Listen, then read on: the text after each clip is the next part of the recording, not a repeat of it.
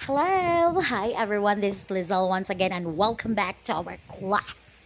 What are you up to? How have you been doing, everybody? Oh, well, we have a lot of things to talk about today. But before we start, I'm going to stress one thing out because it's stressing me out. What is it? We often hear people say, "No, there is no wrong English." Yes, I agree. There is no such thing as wrong English if we talk about spoken English.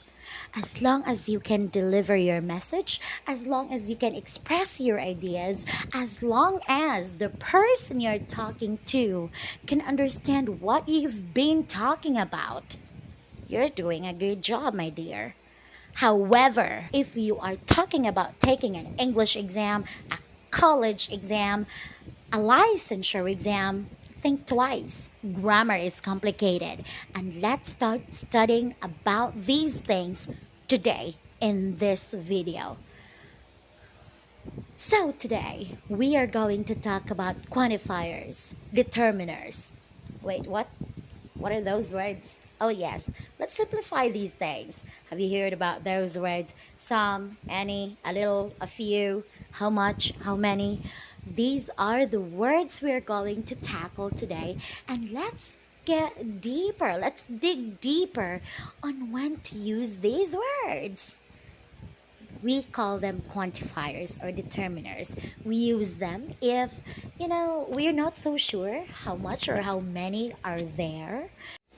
All right, before talking about quantifiers, it is very important that we understand the concept of countable and uncountable nouns.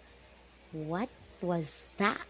Countable and uncountable nouns? Yes, we say countable nouns if the nouns are countable. For example, apples. One apple, two apples, three, four, five, six, seven. We can count apples. Pineapples. We can count it. Potatoes, tomatoes, eggplants. Everything that we can count, they belong to countable nouns. However, if you can't count it, for example, water. Can you count water? One water, two waters, three waters? Of course not. So we call them uncountable nouns. Pasta, rice. Can you count rice? One rice, two rice? Nope.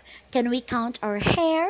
Hair is uncountable. We can't count it all. It's impossible for us to count them. So let's discuss the quantifiers. Let's start with some or any. Let's have this sentence. There are some postcards in my bag. Can you see the words no or not? No. Therefore, this sentence is a positive sentence. This sentence is an affirmative sentence. And that is why we are using the quantifier some. We often use some in positive sentences. Do we know how many postcards are there? No, we don't. That's why we're using some. Moving on, let's have more examples with our sentences. There are some students in the class. There are some cherries in the basket.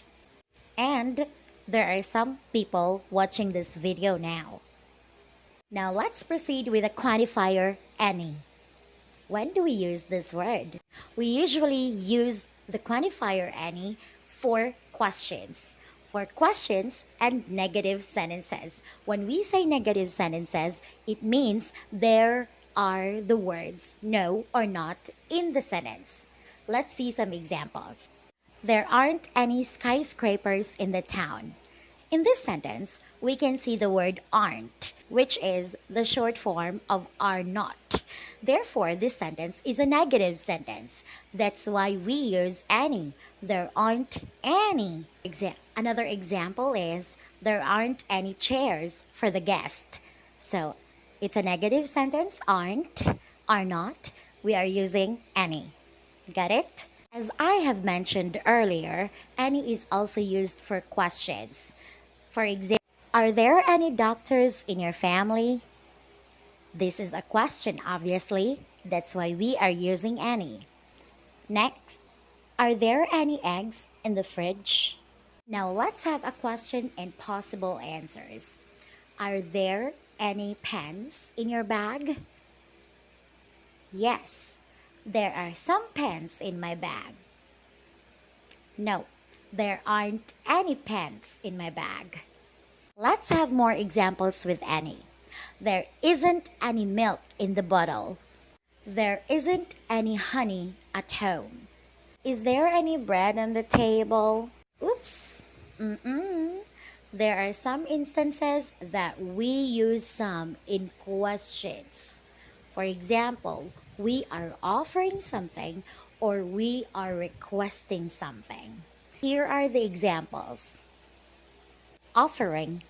Would you like some eggs? Would you like some water? Would you like some cheese? Would you like some bread? Request. Could you do some typing? Could you do some typing for me? Please take note that we can use the word no, replacing the word aren't in the negative sentence. For example, there are no milk in the bottle.